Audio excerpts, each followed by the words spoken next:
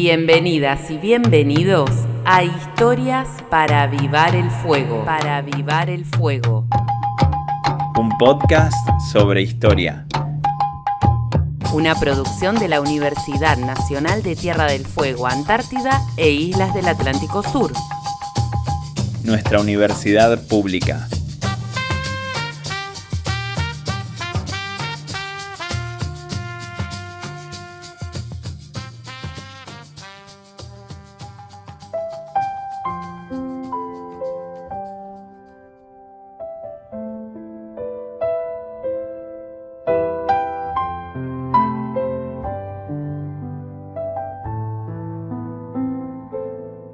Hoy vamos a viajar a los años 80, a los días en que la Argentina comenzaba a dejar atrás la dictadura cívico-militar.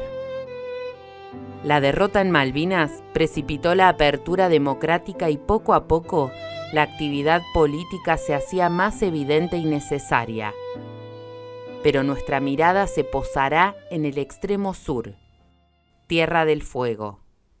La derrota en la Guerra de Malvinas en 1982 aceleró el desprestigio de las Fuerzas Armadas y la recuperación de la calle por parte de amplios sectores de la sociedad argentina que estaban ansiosos de la apertura democrática. Mientras que en el resto del país crecían las denuncias de organismos de derechos humanos y las movilizaciones sociales, en Tierra del Fuego la transición se vivió de manera singular. ¿Por qué? Porque la isla seguía siendo territorio nacional y sus gobernadores aún eran designados por el Poder Ejecutivo, casi siempre provenientes de la Armada. La desmilitarización no fue inmediata. La Marina conservaba vínculos estrechos con la sociedad civil y seguía presente en la vida cotidiana. Ushuaia y Río Grande habían crecido junto a los marinos y sus diferentes instituciones. Una sociedad en transformación. La Ley de Promoción Industrial 19.640, sancionada en 1972, había comenzado a transformar la isla, aunque su impacto real comienza a verse después de 1978. Al territorio llegaban nuevas fábricas, sobre todo electrónicas y textiles, que generaban oportunidades laborales para miles de trabajadores que migraban desde diferentes provincias para instalarse en Ushuaia y Río Grande. El crecimiento económico convivía con la tensión política. La sociedad fueguina empezaba a organizarse, los partidos políticos se fortalecían y se abrían debates sobre el futuro de la isla. ¿Cómo avanzar hacia una provincia? ¿Cómo terminar con la tutela militar? En sintonía con lo que ocurría en otras regiones, en Tierra del Fuego, los principales partidos políticos habían conformado la multipartidaria desde antes de la guerra, lo que expresaba síntomas de una activación política. La multipartidaria comenzó a tener mayor visibilidad y presencia local a partir de 1982, especialmente en el contexto de dos eventos ocurridos en diciembre de ese año.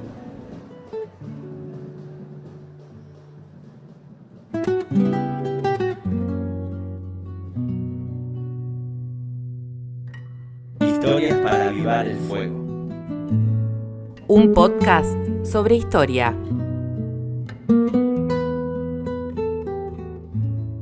La dictadura militar, que pretendía modificar el régimen de promoción, ponía en riesgo empleos y la continuidad del proceso industrial.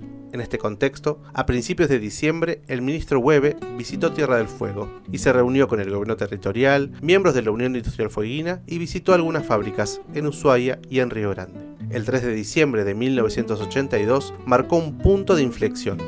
Ese día, miles de trabajadores, comerciantes y dirigentes políticos se movilizaron en Ushuaia y Río Grande para defender la Ley 19.640. En Río Grande, alrededor de 5.000 personas salieron a la calle. En Ushuaia, otras 2.500. La movilización unió a empresarios, sindicatos, partidos políticos y vecinos. Diario El Territorio, masivo pronunciamiento por la Ley 19.640. La Isla Grande en pleno se movilizó en defensa de las industrias y de las fuentes de trabajo. En esas jornadas, la multipartidaria tuvo un rol clave. El dirigente Néstor Ameri, del Movimiento de Integración y Desarrollo, fue designado para hablar en nombre de esta en la reunión con el ministro de Economía Jorge Hueve. Su discurso cargado de apelaciones a la soberanía y a la necesidad de poblar la frontera sur, confrontó directamente con el poder militar y económico. Aquí, señor ministro, hemos pasado 2 guerras. En el 78 se nos prometió y no se cumplió. Y en el 82 todas estas fábricas que están aquí cerraron sus puertas y trabajaron adentro. Nosotros no queremos quitar a la Patagonia nada. Queremos que la nación integre definitivamente al territorio nacional de la Tierra del Fuego porque es un deber de la nación. Esta gente que ha hecho un esfuerzo en invertir, con seguridad debe ser protegida de alguna manera. Desde Buenos Aires se enarbola la palabra soberanía. Se hace bandera de soberanía, pero no se ejerce. Los partidos políticos exigimos que se tome una decisión favorable. No para un sector, sino para favorecer que la nación no siga amputando territorio en favor de intereses internacionales. Queremos que la nación vuelva sus ojos hacia sus fronteras, que dejemos de perder territorio. Y la única manera de ejercer soberanía es trabajando en las fronteras y fortaleciendo las fronteras. Las repercusiones frente a su intervención y su cruce con Webe fueron importantes. Ameri lo recuerda de esta forma. El presidente de la Cámara de Comercio escucha de los custodios de la comitiva, de Webe, ¿quién es este? Lo vamos a liquidar. Nosotros no teníamos un local del MID. Miembros del Partido Radical me sacan y me llevan al comité del partido. Y sacan y ponen la bandera argentina en la puerta y ponen a un grupo a cuidarme. A un grupo de la Cámara de Comercio, a cuidarme. Y se queda gente de la comisión y me cuidaron esa noche. El almirante Robacio, que era comandante del BIN 5 de Río Grande, que fue mi amigo, y Carlos Apoliner, me cuentan de las reacciones de Webe, que se quedó muy mal, y después cambió de opinión. Ese choque mostró que los argumentos de soberanía ya no eran patrimonio exclusivo de las Fuerzas Armadas.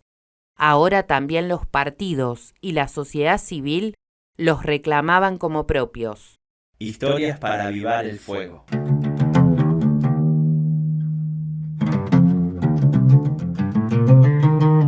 Un podcast sobre historia.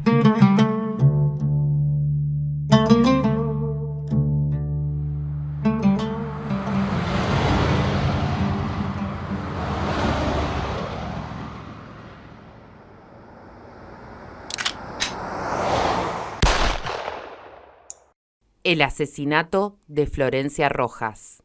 Pocos días después de la masiva movilización en defensa de la Ley 19.640, la tragedia golpeó a Río Grande. En la noche del 13 de diciembre de 1982, un soldado del Batallón de Infantería de Marina número 5, que estaba de guardia en el casino de oficiales, disparó contra un auto en el que viajaban un grupo de amigas. La maestra Florencia Angélica Rojas, que se preparaba para viajar al norte de vacaciones, murió luego de ser alcanzada por el disparo.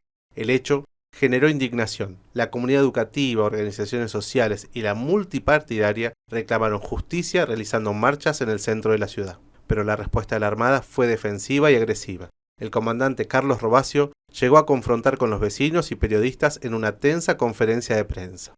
A los pocos días, el jefe del batallón dejó la isla. ¿Qué pretenden? ¿A quién quieren condenar? ¿Por qué hacen de una desgracia un hecho político? ¿Es que en realidad no quieren la institucionalización del país? ¿Quieren su ruina? ¿Por qué quieren convertir el exceso de celo de un hombre por todos los ataques que se nos hacen gratuitamente a las Fuerzas Armadas en forma permanente en un motivo de discordia? ¿Qué pretenden? ¿Desalojar inmediatamente la unidad de este lugar? ¿Qué pretenden? ¿Que se devuelva el casino inmediatamente a la gobernación? ¿Que retiremos todas las guardias? No sé qué buscan. Si ustedes quieren podemos irnos de la isla, se la cedemos a Chile, nos vamos todos a Río Colorado.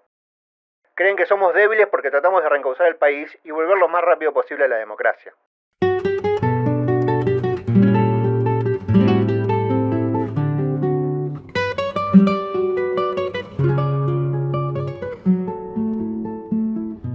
El asesinato nunca se aclaró.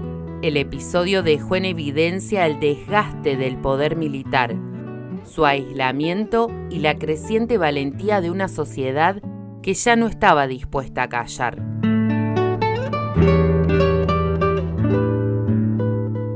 La transición en Tierra del Fuego no fue lineal ni pacífica. Por un lado, el crecimiento industrial y demográfico abría nuevos horizontes. Por otro, los vínculos entre civiles y militares seguían pesando en una comunidad pequeña donde todos se conocían.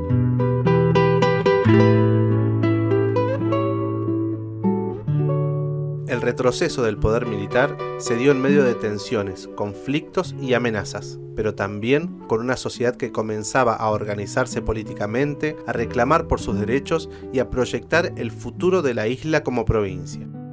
Los años de la transición a la democracia en Tierra del Fuego nos muestran que incluso en los márgenes del país se vivieron disputas intensas.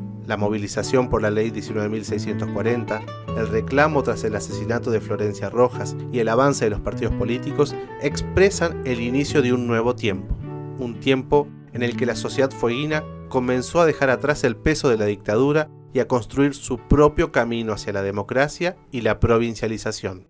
Historias para avivar el fuego.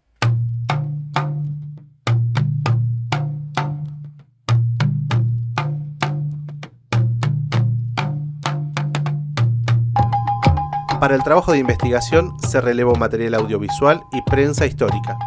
Se entrevistó al dirigente del Movimiento Integración y Desarrollo, Néstor Ameri, así como bibliografía que directa o indirectamente abordan la temática en cuestión. Se tomó de base el trabajo de investigación realizado por la magíster Gabriela Fernández.